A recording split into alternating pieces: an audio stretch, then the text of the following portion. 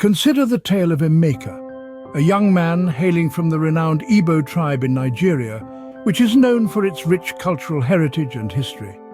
Emeka was no different from the rest of his kinsmen.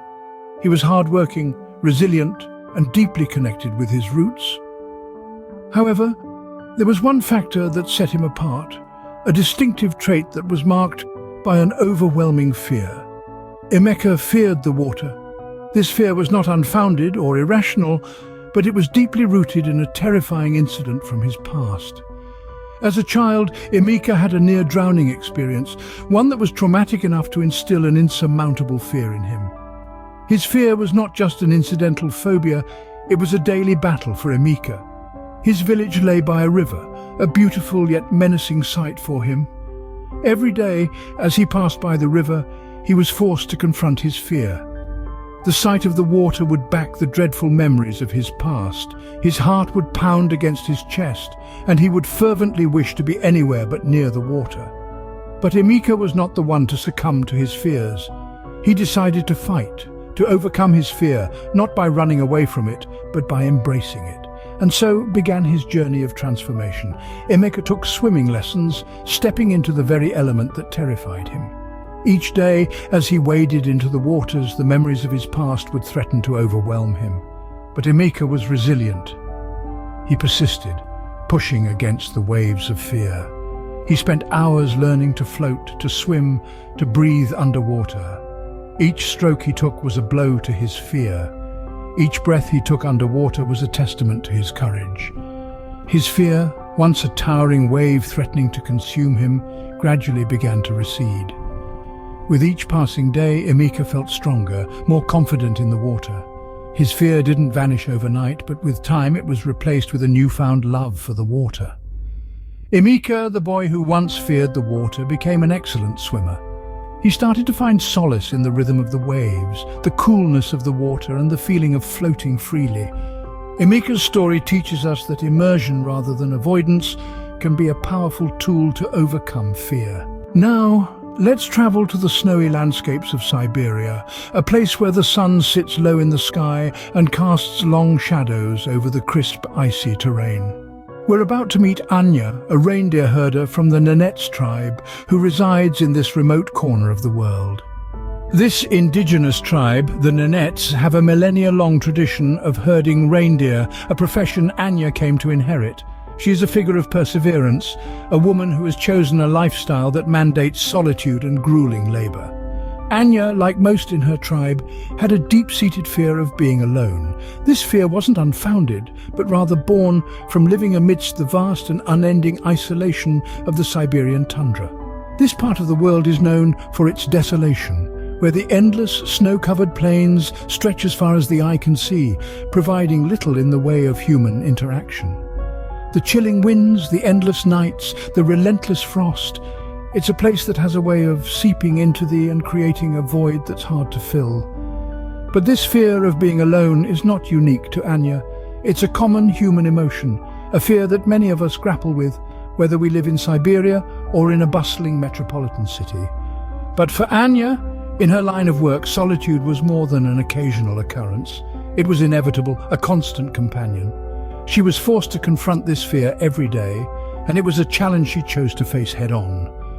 In the pursuit of overcoming her fear, Anya began to spend time alone in the vast openness of the she would wrap herself in heavy furs, sit by a crackling fire, and simply exist amidst the desolation. There were moments of struggle, of despair as she wrestled with her fears, but gradually, the icy winds and silent nights began to feel less menacing. She found a connection with the land, a sense of peace in solitude instead of fear.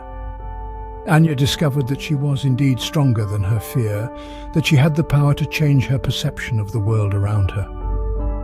Anya's journey is a testament to the resilience of the human spirit, a potent reminder of the power we hold within ourselves. Her story is a lesson, a message of hope that can resonate with all of us.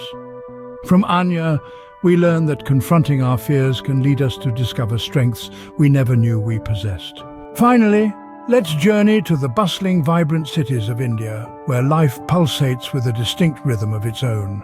Here, within the chaotic yet harmonious symphony of sounds, sights and smells, we find Ravi, a street performer hailing from the heart of Mumbai, a city that epitomizes the paradoxical blend of tradition and modernity. Ravi, with his sun-kissed skin and eyes brimming with dreams, was an artist of the streets, a conjurer of emotions who had chosen the bustling boulevards and winding alleyways of Mumbai as his stage.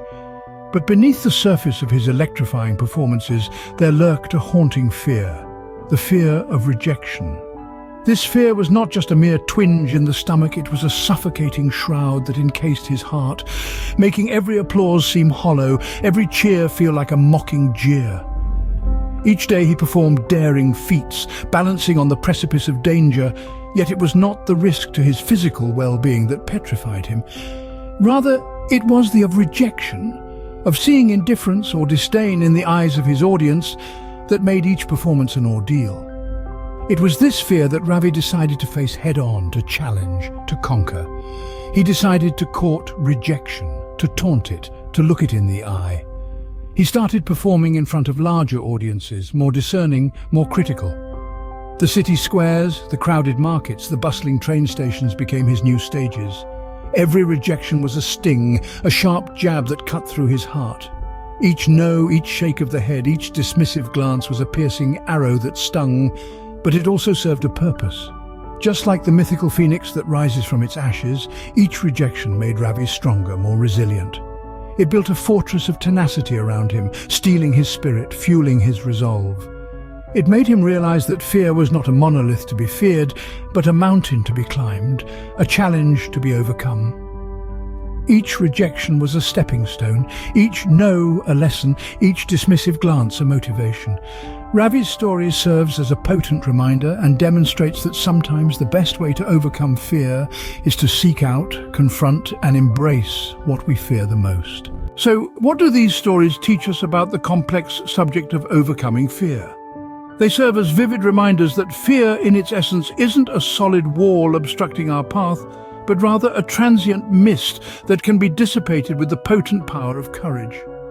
These narratives present us with the profound idea that fear is not an insurmountable stumbling block, but a mutable emotion that can be effectively managed and conquered. The stories of Emeka, Anya and Ravi show us an insightful psychological approach to fear management. Immersion. They demonstrate that the act of immersing oneself in the very thing that terrifies us can often be a vital step towards nullifying that fear. It's a bit like diving headfirst into a cold lake.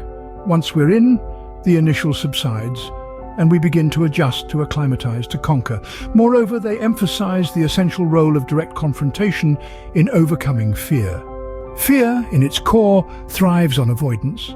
By deliberately avoiding what scares us, we inadvertently feed our fears, giving them more power than they possess. When confronted directly, however, fear often reveals its true face, usually less terrifying than our imaginations had led us to believe. In addition, these stories encourage us to seek out what we fear the most actively. They suggest that in the pursuit of these fears, we uncover an opportunity for growth and self-discovery. They argue that fear is an indicator of personal challenge, a symbol of a border being pushed, a comfort zone being exited. Fear is not an enemy to be dreaded, but a challenge to be with courage, determination, and resilience. These stories prove to us that we possess an inherent strength greater than our fears. They remind us that we wield the power to alter our perceptions, to view fear not as a crippling adversary, but as an opportunity for personal growth. So next time fear attempts to immobilize you, reflect on Emeka, Anya, and Ravi. Remember their courage, their undeterred strength, their unwavering determination. Let their stories serve as a testament to human resilience, and know that you too can overcome your fear.